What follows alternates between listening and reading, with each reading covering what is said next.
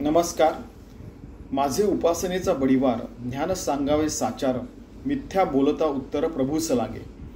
45वी ओवी ही 10व्या दशकातील 8व्या समासातील 27वी ओवी आहे. अगदी लगेचची. ठीक आहे.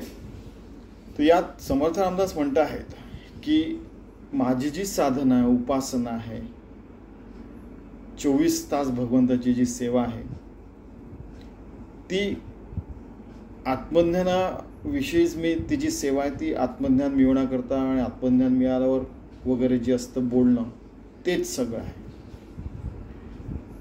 यात मी कधीच खोटं बोलणार नाही.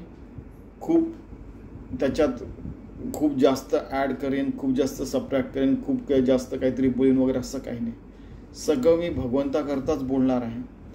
आणि खोटं बोललो होतं प्रभू रामचंद्राला मिळेल, खरं बोललो तेही भगवंताला मिळेल. हे तुम्हाला माहिती आहे, कर्मविपाक. कारण की 24 तास भगवंताची सेवा आहे.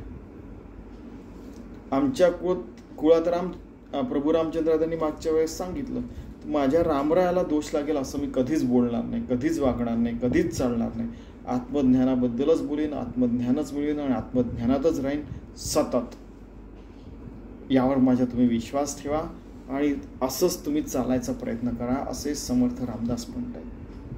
24 तास प्रत्येक हृदयाच्या ठोक्यागणी, प्रत्येक पसबीट, डोळ्यांची उघडझाप, श्वासोश्वास, बोलताना, खाताना, पिताना, अपेयपान अपेयभक्षण मी करणार नाही. वाईट गोष्टी ऐकणार नाही. डोळ्यांनी चांगलंच बघेन, बोलताना चांगलंच बोलेन, विचार करताना चांगलाच विचार करेन.